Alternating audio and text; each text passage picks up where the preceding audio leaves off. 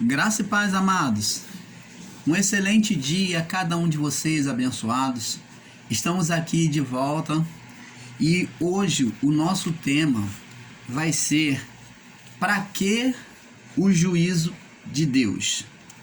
Ou melhor, para quem o juízo de Deus? Esse é o tema, para quem o juízo de Deus. Esse é o tema que nós vamos estar fazendo uma pequena série para você ter um entendimento melhor.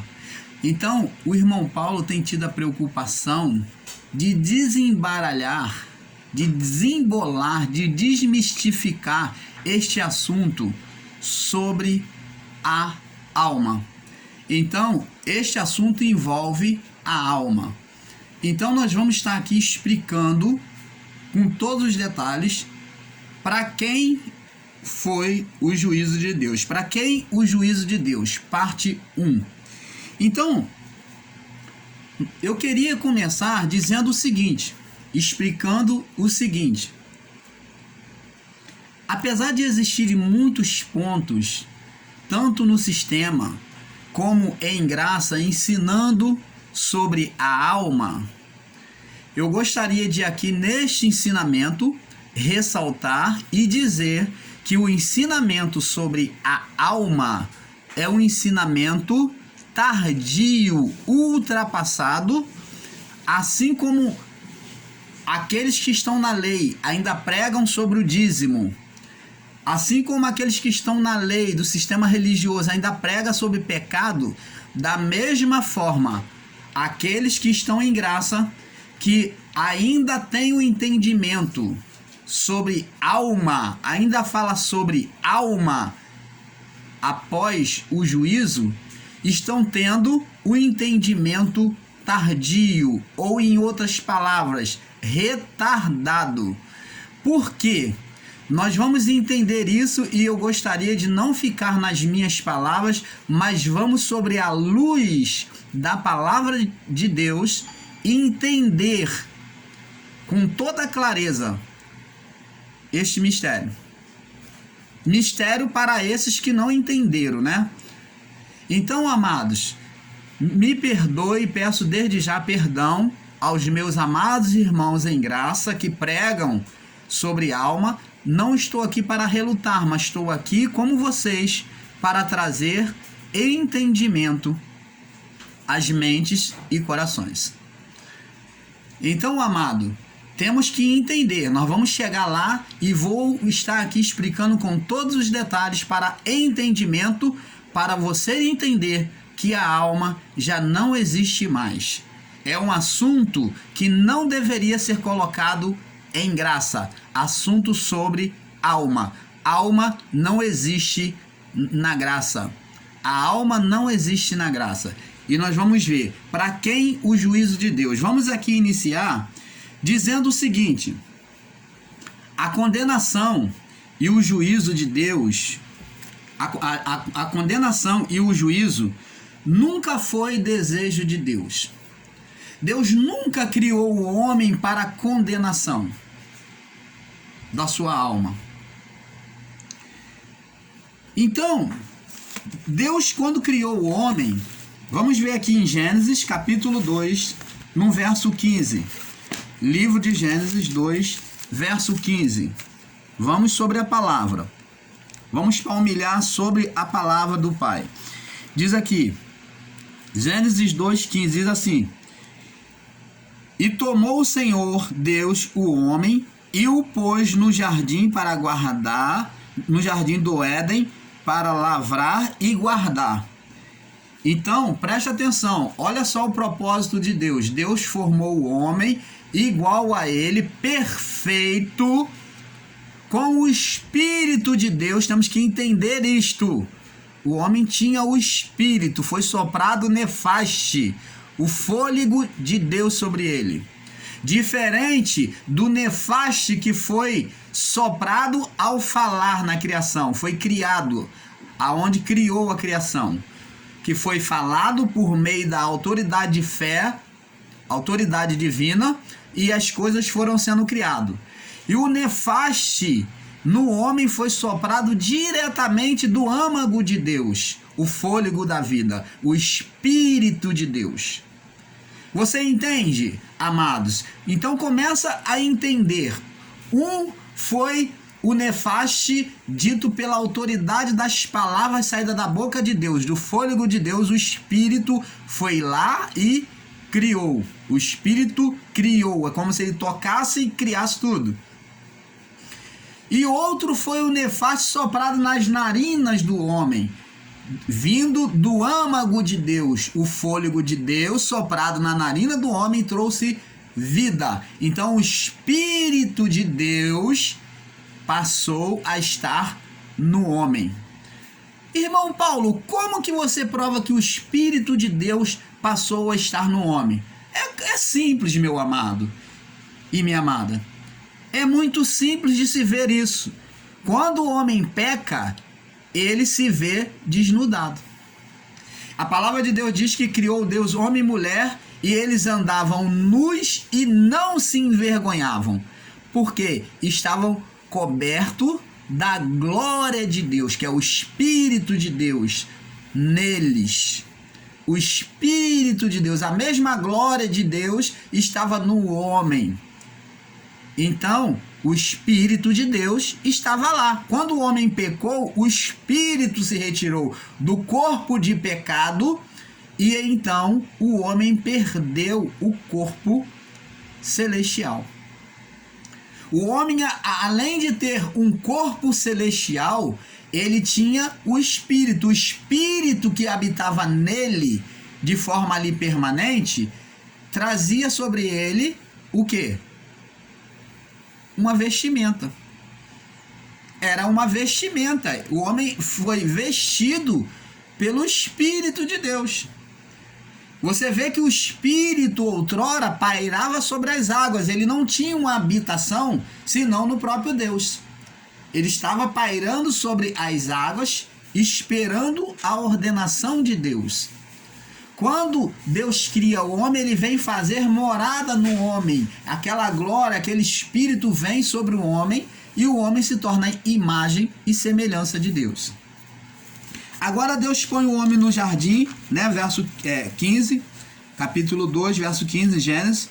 Tomou o Senhor Deus o homem e o pôs no jardim para lavrar, para lavrar e cuidar. Para lavrar e guardar. O homem era guardador. Era cuidador. E ordenou o Senhor Deus ao homem: de toda a árvore do jardim comerás livremente. De toda a árvore do jardim tu comerás livremente. Mas da árvore do conhecimento do bem e do mal, dela não comerás, porque no dia que dela comerdes, certamente morrerás. Preste atenção, amados, que Deus, o seu intuito não foi trazer condenação para o homem, que ele advertiu o homem, ele exortou o homem sobre os perigos, sobre a consequência de o homem morrer se desobedecesse. Ele fala aqui de uma morte da alma. O que tem de espiritual no homem para que Deus venha dizer que o homem vai morrer? Primeiro, o Espírito de Deus que estava nele iria se retirar. E a sua alma, que era o espírito do homem na carne, era a manifestação de vida da carne humana, que era a alma, a manifestação de vida da carne na carne humana, que foi a vida espiritual que houve no fôlego de Deus quando o Espírito entrou. Então houve vida, e essa vida era a alma do homem. Esta vida que iniciou ali era a alma do homem, quando o Espírito entrou, quando o nefaste de Deus entrou pelas narinas do homem e Deus o Espírito passou a habitar. Mas uma vez que o homem peca, aquilo que é puro, aquilo que é santo, não pode permanecer. Por isso que Deus fala de morte. Ele fala de morte porque o espírito se retirando, agora a alma, além do homem, o espírito se retirou pela desobediência, então aquele fruto trouxe consciência ao homem, tornou a alma do homem condenada. Então o homem ali, podemos dizer que o homem ali no Éden, ele morreu 2 vezes. Ele morreu quando perdeu o Espírito de Deus, que estão totalmente similares, juntos. Quando ele perdeu o Espírito de Deus, que se retirou dele, e a sua alma morreu. Já estava sentenciada à morte. A sua alma tornou-se condenada. Preste atenção, meu amado. É muito importante você pegar esse entendimento. A alma do homem, da criação, a partir daí, estaria condenada. Preste atenção.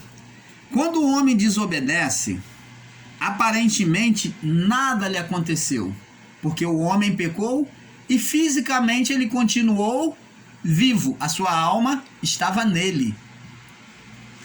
Mas agora havia uma condenação espiritual, isto é, houve um desligamento e criou-se um ser espiritual. Me perdoe. Criou-se um ser espiritual. A partir do desligamento de Deus, o homem agora, ele criou um espírito, um estado. Foi a prática daquele ato de desobediência, a prática na sua alma, no seu entendimento, passou a estar registrado no homem. E chegou diante de Deus, aquela desobediência. Preste atenção, vamos ver aqui. Gênesis 2:17. Mas a árvore do conhecimento do bem e do mal, dela não comerás, porque no dia que dela comerdes, certamente morrerás. Preste atenção, a linguagem de Deus para o homem, Deus falou para o homem, a linguagem de Deus é sempre espiritual. Deus não fala de forma carnal. A linguagem de Deus é a linguagem do Espírito. Por isso que o homem não entendeu que ao comer do fruto ele não morreu fisicamente. A linguagem de Deus para nós é espírito, é espiritual, porque Deus é espírito. Então ele falou na linguagem do espírito. Ele falou de morte espiritual. Ele falou de morte, que é uma condenação, um fim, uma sentença.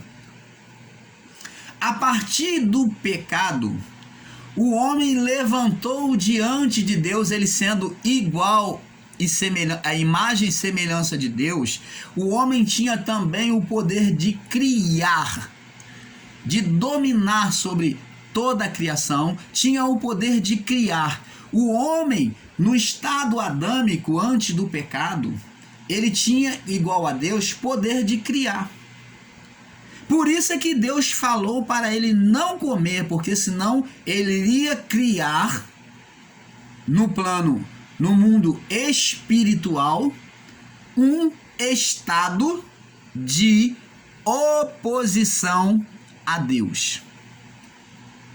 E nisto, quando o homem pecou, ele criou um estado repetitivo na sua descendência, suas gerações, de pecado.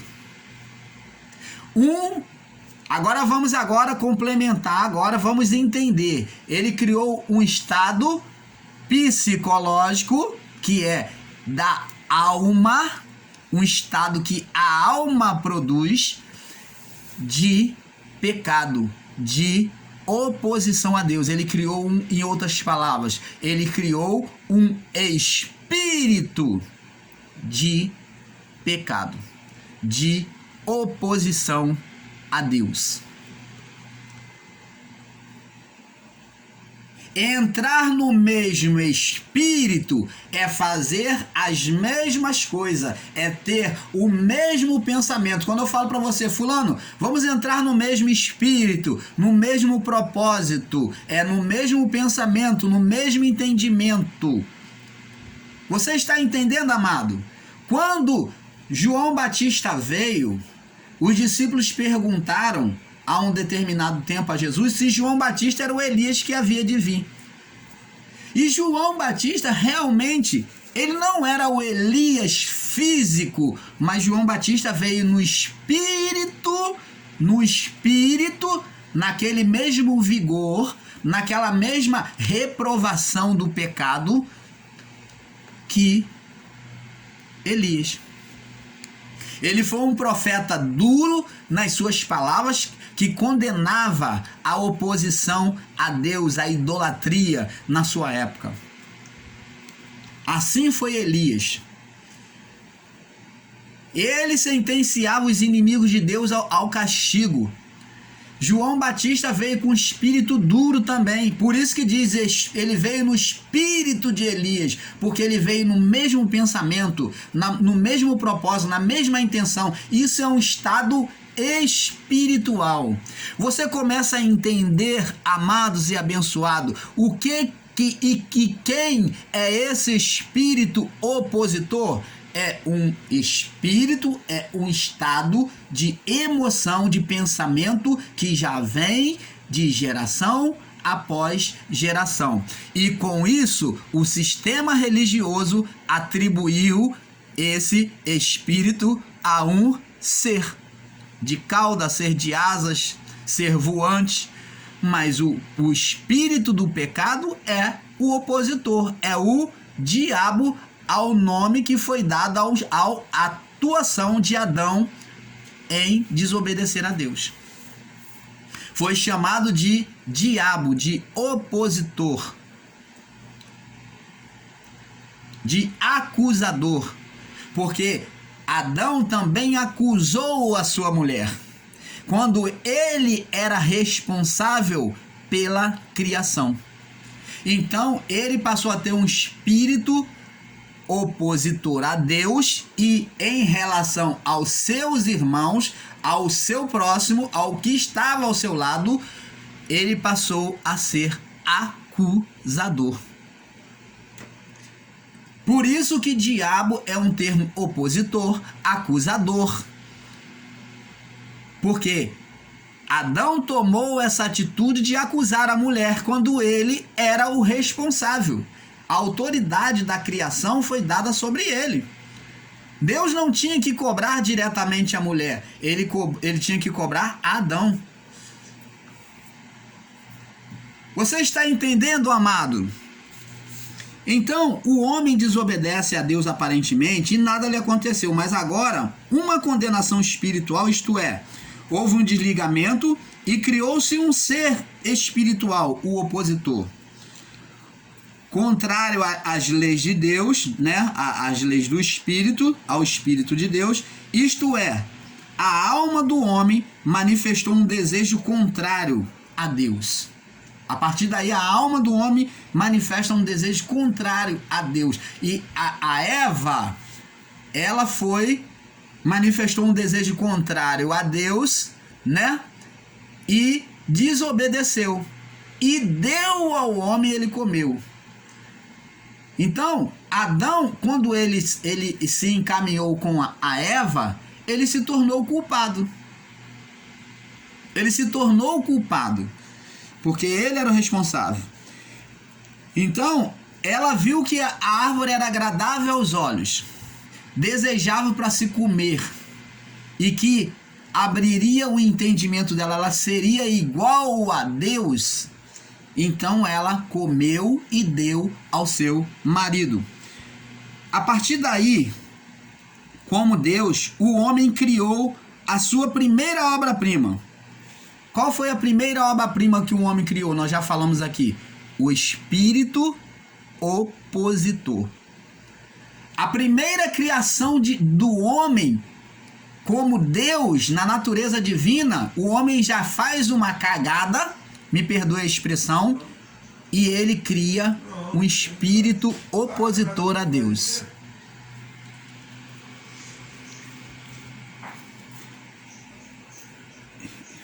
Ele cria um espírito opositor a Deus.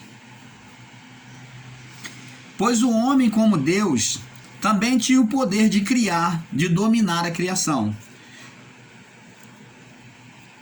Pois através do desejo do homem, as coisas eram criadas, tudo era perfeito. Você está entendendo, amados?